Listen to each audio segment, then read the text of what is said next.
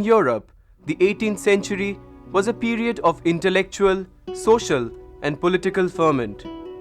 This time is often referred to as the Age of Enlightenment, for it was in the 18th century that the ideas of previous 100 years were implemented on a broad scale. In academia, the relatively new fields of calculus and mechanics began to influence thinking about the workings of the universe. Politically, the ideas of John Locke, Thomas Hobbes, and others would give rise to a notion of democracy that would ultimately supplant the monarchical power structure on the European continent.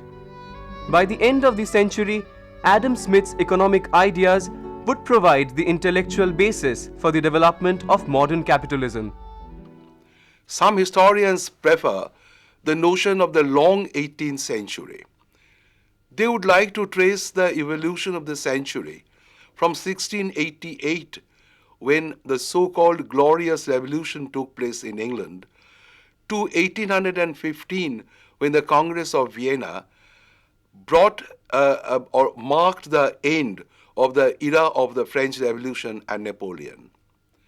Other historians have preferred the short 18th century, which begins in 1713 with the Peace of Utrecht, marking the end of the War of the Spanish Succession, to 1789 when the French Revolution broke out.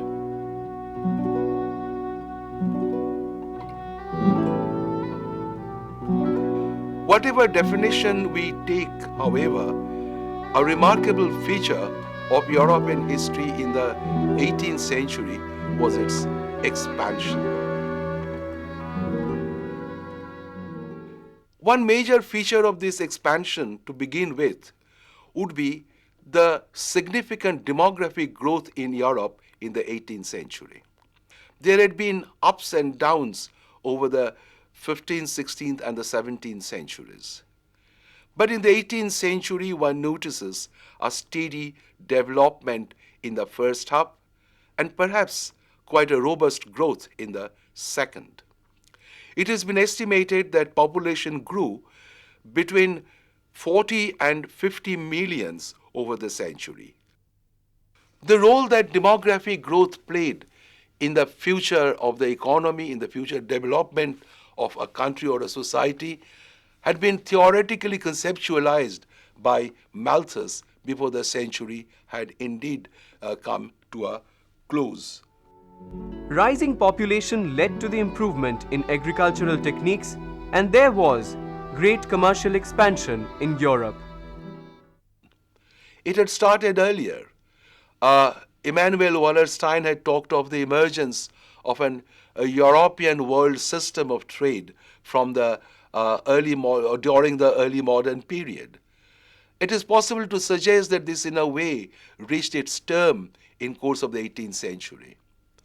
This commercial expansion was led by the companies, which had been a feature of the economic organization, particularly innovative economic organization in the 17th centuries.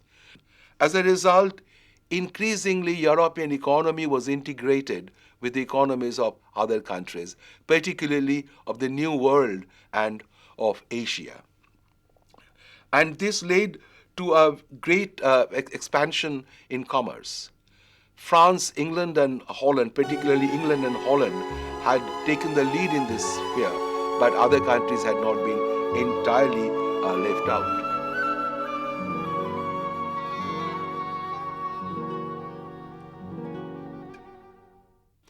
What was significant was that there was not only an expansion of overseas commerce, but internal markets were organized, were integrated with greater or lesser success in different countries. The integration of the internal market had not been complete everywhere. But where it was, it led to a significant growth in internal commerce because of a growing internal demand as well. Indeed, economic historians have argued whether overseas commerce or internal commerce had a greater role to play in producing what has been described as the Industrial Revolution, as being one of the crucial factors in producing the Industrial Revolution. There was proto-industrialization in Europe, particularly in England in the 17th century. The industries were based on agricultural and animal husbandry products. And it reached its climactic point in England between 1780 and 1802-3, as W. Rostow has put it, when British economy took off into a sustained industrial growth. There were new machines, use of inanimate energy, new organization of production, the huge factories rather than the domestic system, the transition from the domestic to the factory system. There had been new organization and use of labor, new sources of labor. There was injection of sufficient capital, which was a necessary input for this industrialization, development in banking, improved and better communications. And all this collectively have been dubbed as the Industrial Revolution, or having produced the Industrial Revolution. This period also witnessed a remarkable increase in literacy.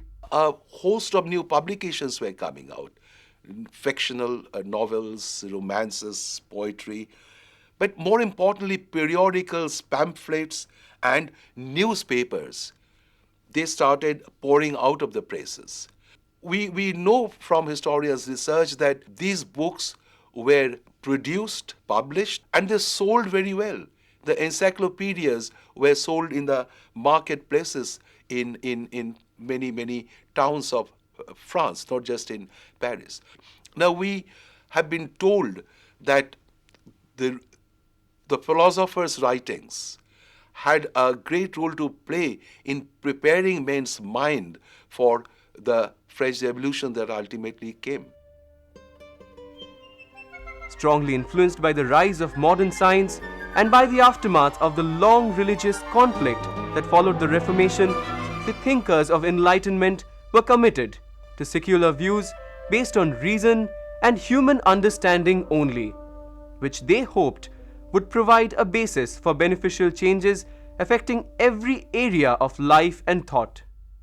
Robert Dunton has drawn our attention to the role of popular literature, and he has suggested that popular literature played as significant a role as the writing of the philosophers in subverting the existing structures in the minds of men, and therefore had also been a crucial factor in preparing them for the revolution, in preparing what can be called revolutionary mentalities to an extent. There was a public sphere and there was a public opinion. Newspapers and pamphlets shaped collective opinions of people and made them politically aware. In Germany, the term Aufklärung, or clarification, had become a matter of public debate as early as the 1780s. And Kant once wrote that if one asked whether we live in an age of enlightenment, the answer would be no. But we do live in an age of enlightenment. Enlightenment bred individualism. The focus was on the individual rather than on the corporate structures that characterized the older societies. And this individualism bred a desire for liberty, for rights. And that's what Enlightenment really produced. A major achievement of this Enlightenment was that it finally ended the witch craze, which from the late 15th century had led to the killing of thousands of women, and many of them were burned to death.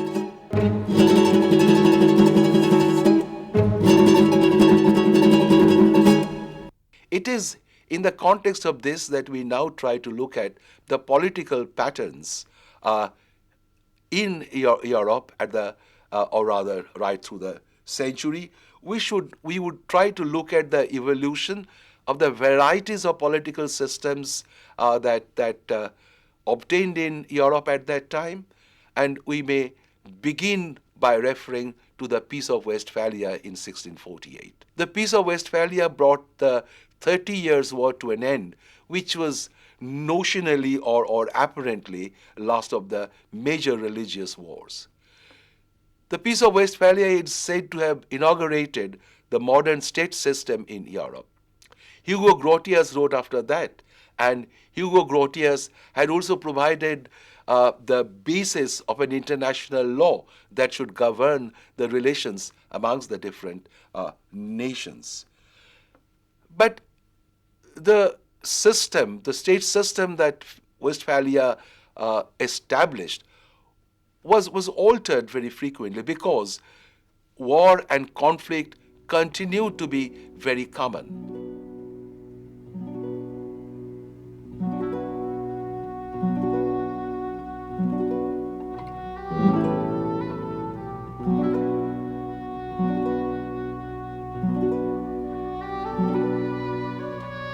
It is significant to remember that European nations did not all have very clearly defined geographical idea, and certainly not many of them could pass as what we would understand as a nation in the, let's say, the late 18th or the early 19th century. There were many areas of extraterritoriality, that a state could have some territory in another country. For example, the King of England was also the Elector of Hanover within the Holy Roman Empire. Prussia had some territory in the Rhineland. Poland had what is known as the Polish Corridor, a wedge between two parts of Prussia. During this period, Europe saw the gradual erosion of local power and autonomy and the rise of national legislation and civil bureaucracies. Because of this growth in absolute and centralized power of the national government and the monarchy, this age in European history is generally called the Age of Absolutism.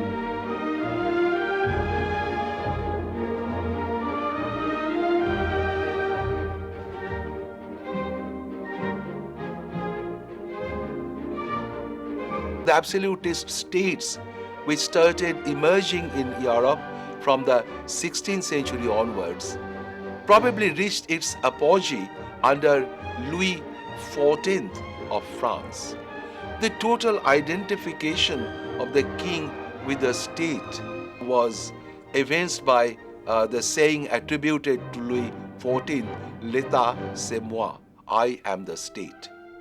Philosophers during this era also ascribed to the notion that absolutism was good for the state and the country.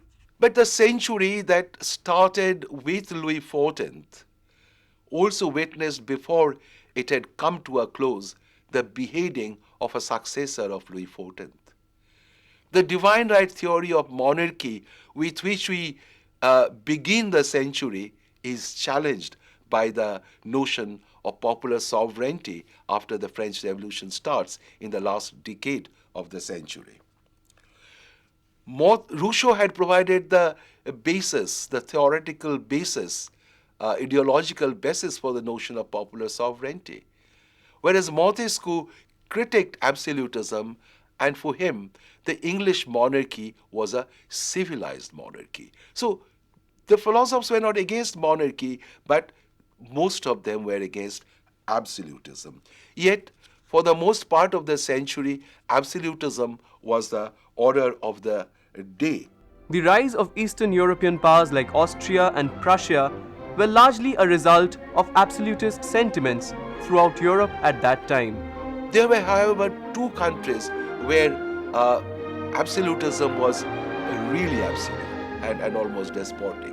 These were Turkey under the Ottomans and Russia, which had just at the turn of the 18th century become an important European power under Peter the Great. These monarchies had no constitutional experience and therefore no corporate structure limiting this absolutism.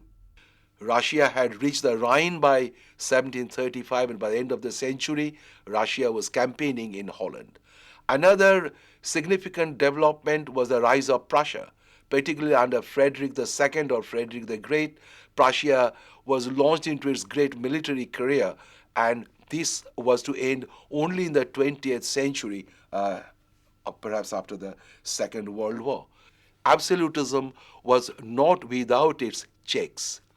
There were older institutions, many of them embedded in medieval tradition or medieval origin, always tried to exert some limit on the exercise of royal absolutism. Among them, we might mention church and the church organizations, noble assemblies like the Parlement in France, the representative assemblies, Parliament in England, the Estates General in France, the Cortes in Portugal and Spain, etc., and the judicial bodies, municipal councils. The nobility had always been seeking to assert or reassert its old medieval liberties and rights. And there was a constant tension between the kings seeking to maintain their absolutism by rejecting these limitations, and the nobles and others trying to establish these limitations on monarchy. The kings always try to dispense with the representative assemblies, as these are very important institutions. The Estates General in France had not been summoned since 1614. In Spain, the king did not summon the courtiers for nearly a century. It was only in England that the Parliament became a very essential part of the constitution, the polity.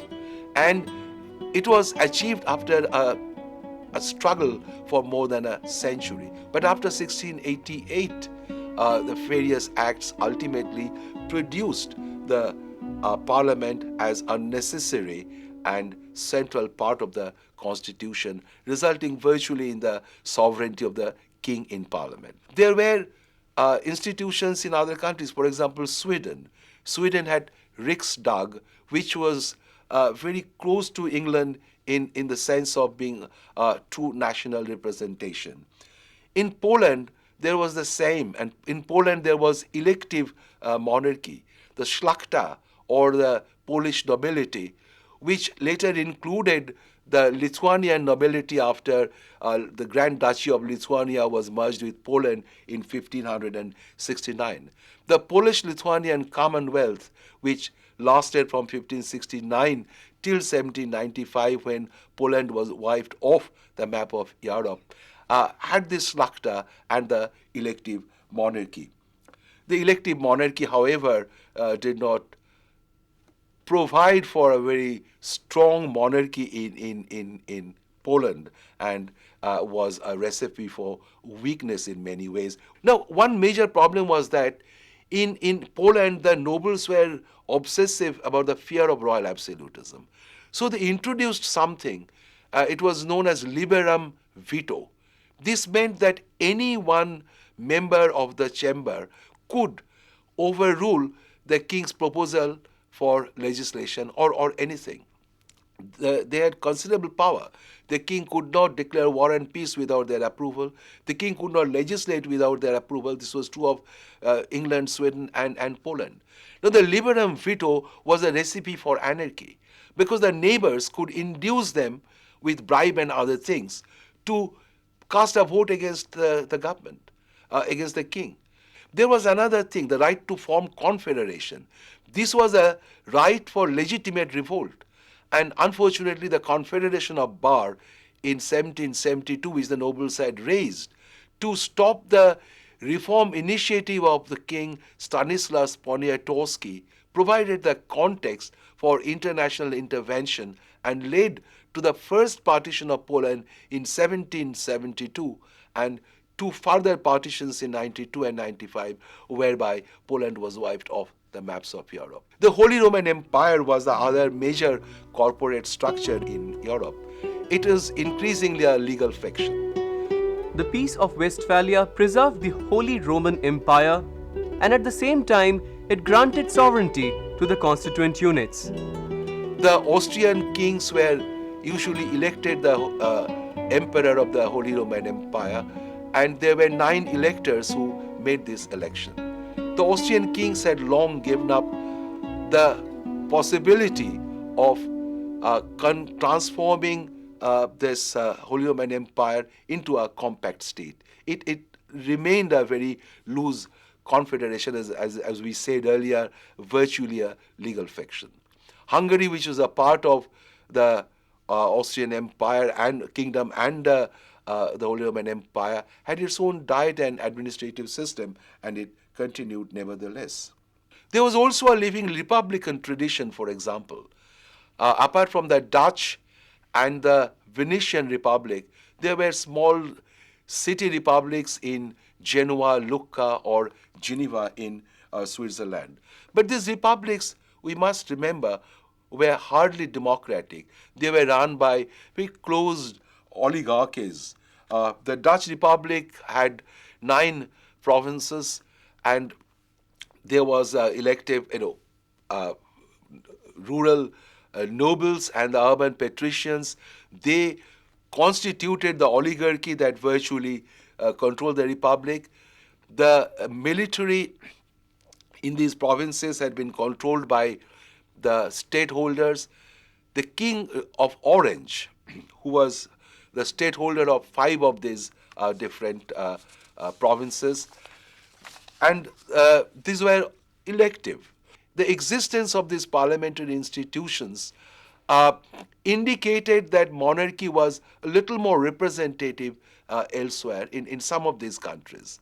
But the efficacy of these representative institutions varied. It would be probably right to say that it was only in England the parliament in the 18th century conveyed a meaning that we would understand. The 18th century has been termed as the age of enlightenment as well as the age of absolutism. This century has had supremely powerful absolutist monarchs expanding and controlling their empires with an iron hand, and also thinkers and philosophers developing the ideology of sovereign republics. In this century, parliamentary systems functioned in several monarchies with varying degrees of success. The century that witnessed Louis XIV's rise to absolutist power also witnessed the beheading of his successor.